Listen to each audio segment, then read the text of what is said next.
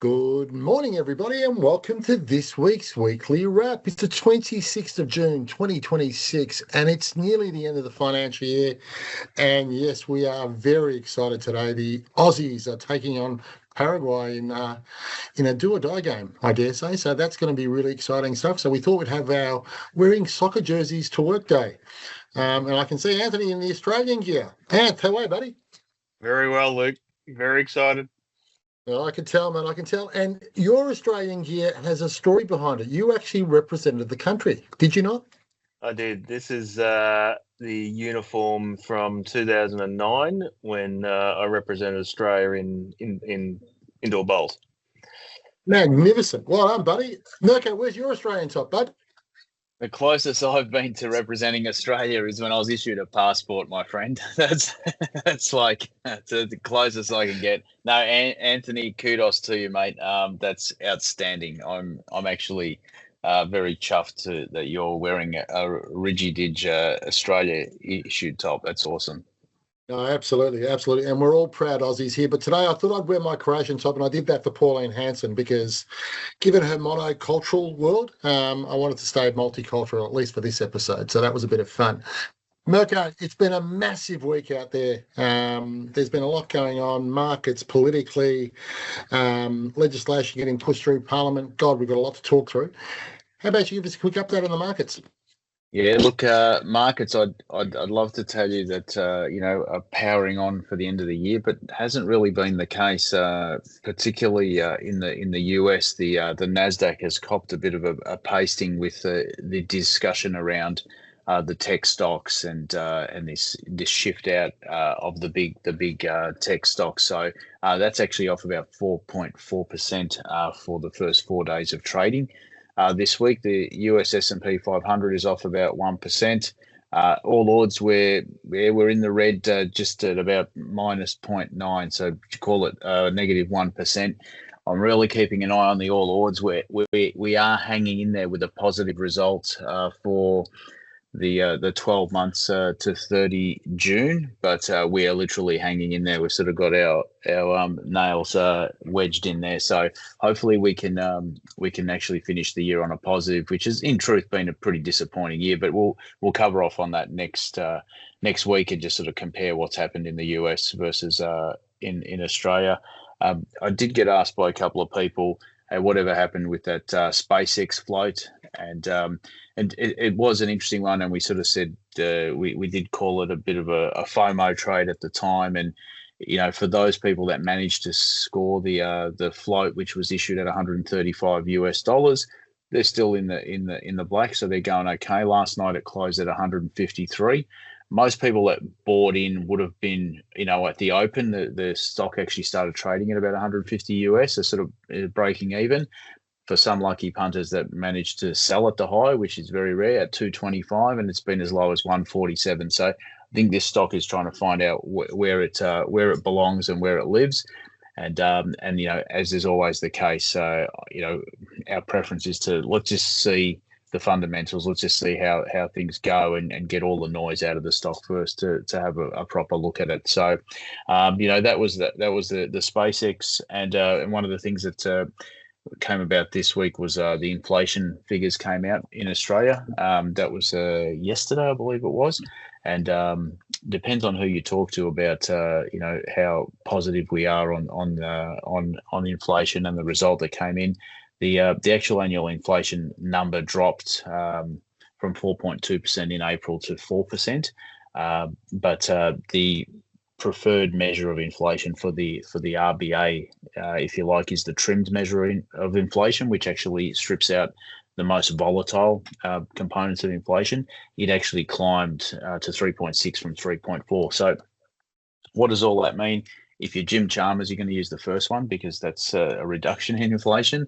But if you're the RBA, you're concentrating on that headline number, and they have maintained that it's still a concern, and therefore, not talking away the chance of perhaps interest rate hikes. But the economy does seem to be slowing a little, so it's sort of a 50-50 each way, I reckon, whether we see rates rise again this year. But the odds of a rate rise have changed a little bit as a result of this inflation. So I think we had a 32% chance of a hike in August, but a 56% chance of a hike by the end of the year. So yeah, interesting times for our investors. Absolutely. And Mirko, just on the AI piece that you were mentioning before, if you look at stocks like Microsoft or whatever from that point of view, which were hitting highs of $496, $500, and now sitting at 348. So it actually has been a fairly big fall, not only in the last week, but probably the last couple of months. The last 3 to 4 months have been that rotation out of AI, perhaps more into cyclical stocks and so on. We're starting to see that take hold there. And look, it's going to be an interesting period of time in terms of where this all lands. I dare say on the AI front, there's a lot of spending. Yeah, look, I think that investors are going to need to really be patient here, and if the belief was that they were owned quality stocks, such as some of those big tech names that we know, just being quite patient to sort of say, well, allow the market to do its job, and value the fact that these companies are cash flow positive, they have huge revenues, and need to be valued as such, but the short-term noise is going to hurt these stocks, that's for sure, because it's amazing, if the word software or AI is in the description of what this business does this week, not a good week for you, right? So regardless of what your revenues look like. Absolutely. Anthony, I'm going to flick over to you now, mate. Both houses of parliament this week, we saw both houses of parliament actually pass the government's tax legislation. The government was able to reach agreement with the Greens. It feel like the Greens kind of rolled over. I don't think they demanded too much, so it didn't feel like it was a massive stoush or a massive fight from that point of view. But I dare say the government would be pretty relieved with the negative gearing changes and capital gain changes. Mindful that there was a bit of an amendment on the capital gain stuff. You want to give us a bit of a quick overview in terms of what that looks like? Yeah, so effectively, pretty much most of it's gone through as expected. The capital gains CGT discount will be replaced from 1 July 27 with indexation, and effectively a minimum effective rate of tax of 30%, which effectively still means that there's that ability to effectively have your assets valued at that point in time to get your cost base uplift. The one exemption was effectively investors in the eligible new build housing will retain access to the current 50% CGT discount. So that's a bit of a bonus for those that are going to fit into that program or that criteria. What that looks like, we don't know yet. Negative gearing pretty much went through as expected. No negative gearing available unless it fits into that newly constructed dwelling space. So all the current stuff remains as it is. Transitional arrangements are in place up until that 1 July 2027. Just on that, I did some numbers during the week. I was working with a client on a particular matter, and the client's got $190,000 worth of income. And we were working what the average tax rate was for that person. And the average tax rate for that person was 29.86%. At $190,000. So that seems to be the average rate with the progressive system that we've got. This capital gains thing of a minimum of 30% actually hurts low income earners. 100% it does. This is not good policy. This is not good policy because it actually goes against the very essence of what it's trying to do. So I think I know it's gone through. I know it's gone through Parliament, and I accept that. And rules are rules. But I dare say that this is going to be one of those contested items come election time because, Labor for all the, hey, we're standing up for the battler here. You actually hurt the battler here big time. Yeah, and you're right, Luke, and that number's interesting because that's where the top marginal rate kicks in. Absolutely. But you're right, when you do an average tax rate, everything seems to come back to that 30%. That they're trying to get 30% as a minimum on everything.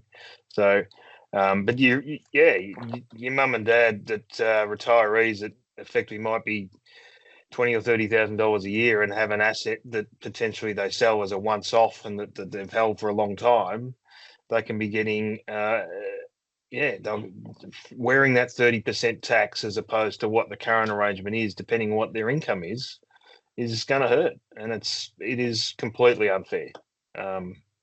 It feels a bit wrong there. The other thing that they also introduced, which caught us all by surprise, because this was off the agenda, but the Greens kind of inserted this in as part of their negotiated approach. SMFs can no longer borrow for residential property. Good thing or a bad thing, Anth? Look, I think it's horrific. To be quite frank, the fact that they're now telling you what you can and can't do inside your own self-managed super fund is abhorrent. It is. I don't know. What other words would you like me to use to say how horrific this is? It is. I understand I see what the Greens are trying to do, but effectively, this is not the way to do it. And this, if you've got a client that's effectively looking for residential property at the moment, they need to be acquiring something within the next 30 days with a contract signed. So they're rushing into something that's effectively a potential 15 to 20-year strategy for them. It is just wrong. This will probably have royal assent by mid-August. So I think it's horrific. Yeah, there's no other word. I must admit, I'm not a massive fan of residential property inside a super anyway, for gearing purposes, because I just sit back and go, well, you're capping the tax rate at 15% or whatever from that end. But I do absolutely acknowledge what you're saying. We have a government which is clearly intent on telling you how you should invest your money and where you should invest your money, which I think is not what a government's role is. And in a world where we're being told what we can say and what we can't say, or what we can listen to and what we can't listen to, it does feel like there's a bit of overreach coming from a variety of sources at this moment in time. Yeah, well, it comes down to, and there's various reasons as to why people will do it. Generally, most people will borrow inside their super funds because, one, they don't have the volume of funds available to pay it outright. So it's effectively a wealth building strategy that many members of super funds need to tap into. So they're taking away that right. Now, yes, can they go and do that in commercial property or other assets? Yeah, you could, but you just got to remember you can't do that in markets. So really, the only other thing that they're going to get a borrowing arrangement for is commercial property. Yeah, no, so, absolutely. Crazy things that they're doing, I dare say. Goes against effectively some of the other legislation that they're putting through. Yeah, I'm very interested in this policy. There's a lot to be said about the SMSFs and borrowing into residential property, and unfortunately, it actually raised a whole new industry of property spruikers. Getting people to open up self-managed super funds that shouldn't be, which is the game that they should have stopped some time ago. So it's interesting. They're probably the loudest advocates at the moment, saying, "Oh, this is unbelievable that they're doing this." But when you think about unintended consequences, I believe off the plan purchases for apartments, quite often these days have accounted for about 30% of those have actually been SMSF borrowing. Now, if you're a developer at a conservative level, this is what it used to look like. I'm pretty sure it's probably even tighter now. You probably need about 80% pre-sales to actually get your building out of the ground, to get it going. You lose that 30%. What does that do to the property supply that we're trying to solve for in the first place? So, watch this space. I say it could be very interesting times in that apartment space. Genius, Smoker, you're a genius, and I dare say they haven't thought about this in Canberra. Now, Anthony, there was also the $1,000 standard deduction that's gone through, so we know that. So what that essentially means is those people with little to claim from that point of view, who don't need to do tax returns, I dare say, or makes that process simpler. So that's probably a good thing, I dare say. And the $250 tax offset for working Australians, the WADO, or whatever they call that, that's been pushed through as well. So that's one can't help feel, but that's where the future tax planning or tax initiatives will be from the government on the WADO piece. Rather than giving a broad tax cut to everybody, it will really be about working Australians. Do you get that feeling? I think as the demographic gets older and the baby boomers move in more into that retirement phase and beyond, I think you're right. If you're making a contribution to GDP in effective working, then effectively, I think you're right. That's where it's going to. You'll be receiving your benefits. Fair enough. So the other thing that I also forgot, and we probably forgot about this too, is that the tax rates at the lowest end will reduce from 16% down to 15%. That's effective as of 1 July. And as of 1 July 2027, that'll actually get down to 14%. So there's a bit of minor adjustments from that end. There was an unintended consequence, however, which caught me by surprise, and I must admit this, and they're referring it to as the widow's tax. So let's imagine you've got a grandfathered property, negative geared. Everything's okay from that point of view, and you go through a divorce.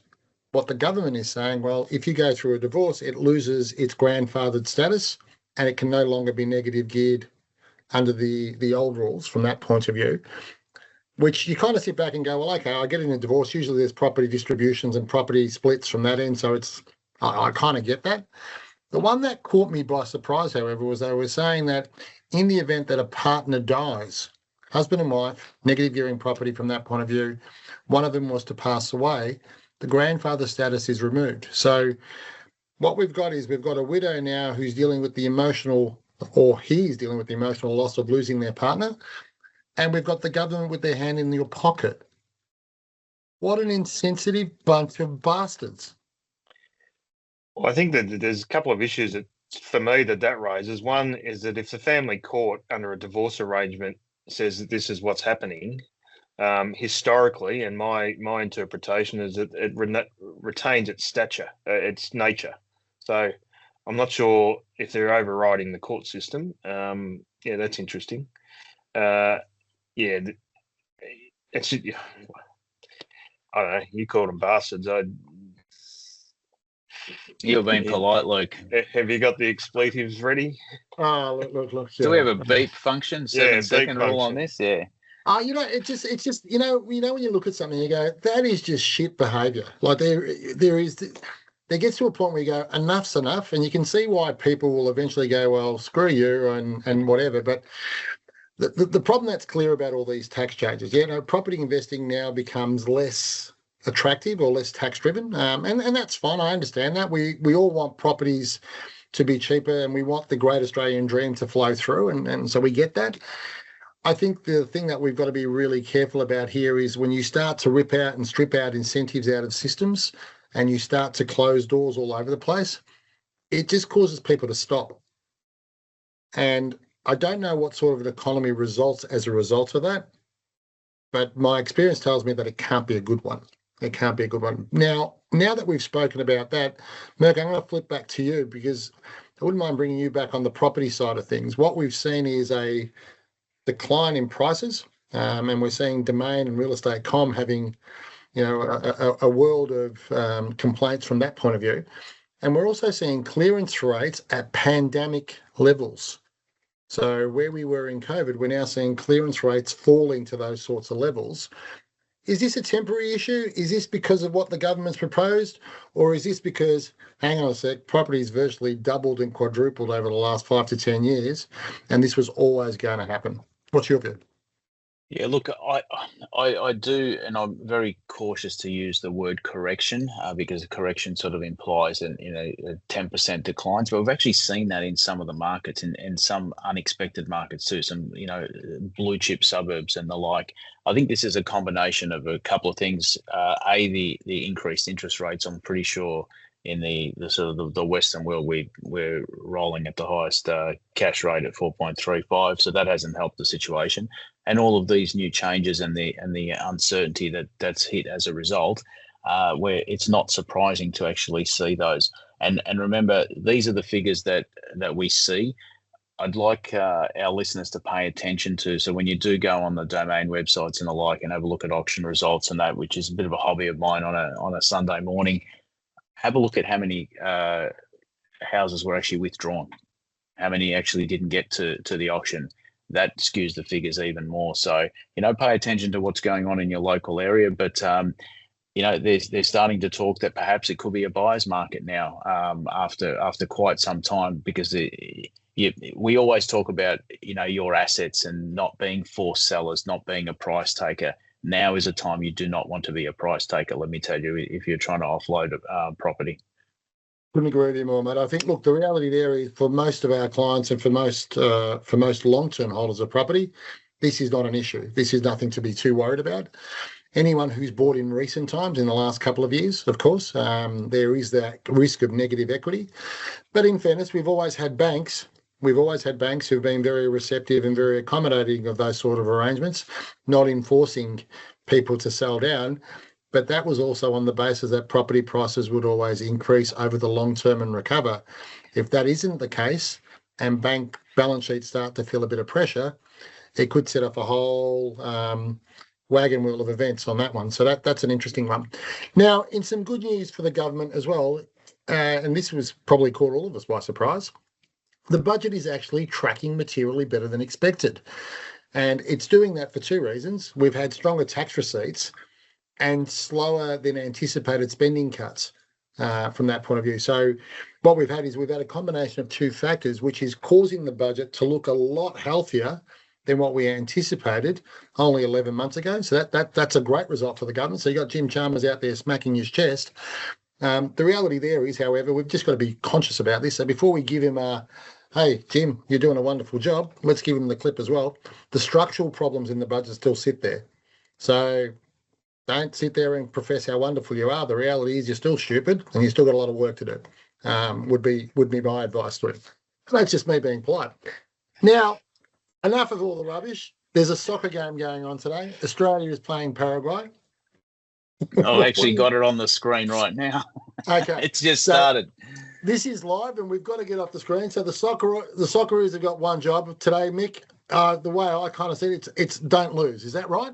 Do not lose. We need at least a point, and then we should be right. So, but Paraguay is no easy beat, as is no side in that World Cup draw. So, let's hope we get the job done so that we can continue this Socceroos adventure of ours, because there is no sport that can actually bring the country together like this does now. So it's actually so much fun to be part of. Absolutely. And Anthony, we saw this week the best and worst of Australian commentary and punditry. Tony Popovich on Sunday was an absolute genius and a god, or the previous Sunday, and then by Saturday they wanted to crucify him.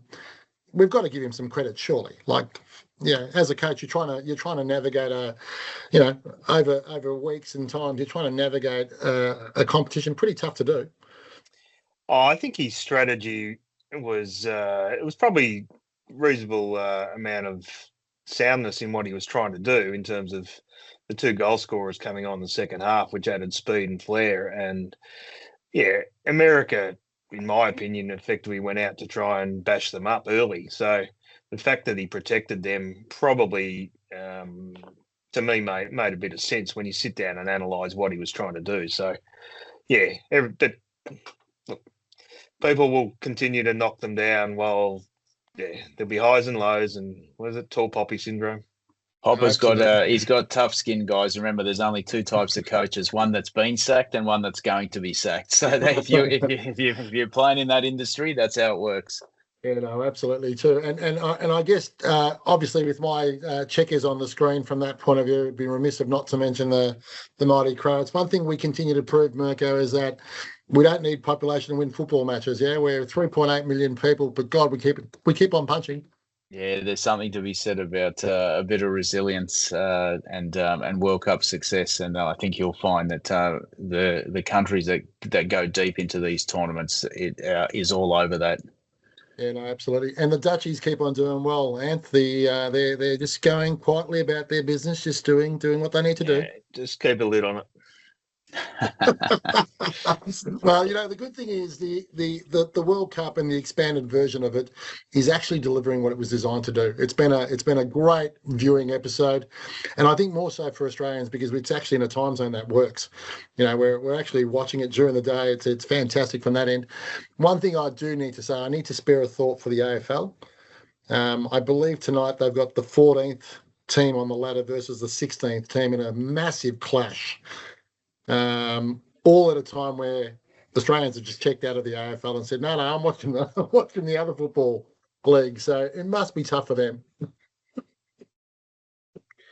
Yeah, I heard even one of the players was like headless. He said, I can't believe they scheduled our game during Australia's World Cup game. It's fantastic.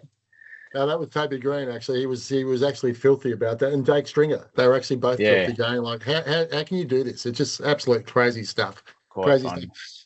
Oh, well, all right, gentlemen, just mindful. It is 12:07. The game's already kicked off, so we're going to go and watch it. So wishing you both a wonderful weekend. Anything major planned? Pretty quiet on my front. I've 30 June stuff out of the way now, so we've crawled over the line. Not much you can do next week on Monday, so looking forward to just relaxing a little bit. Good stuff. What about you, Anth? State trials this weekend, so I'm not participating in anything, but my wife's the selector for one of them, and my daughter's involved in one of the sides, and a couple of kids that spent a fair bit of time with are also involved. So I'll be watching a lot, and hopefully they all do well. So shout out to all of them. That is magnificent. Well, enjoy that. Well, to our wonderful team here at Innate, as always, cracking effort, particularly this last month, getting through all the work that I had to get through, your efforts, your dedication Great to the job. cause, and just brilliant. To our wonderful clients, please never change. The entertainment, the laughs, the joy, the fun that we have with you from day to day. Please never change. Go out there, cheer the Aussies on, crack a beer, crack a wine, and may the Aussies win. Go you, good thing. Have a wonderful weekend, guys. Cheers. See ya.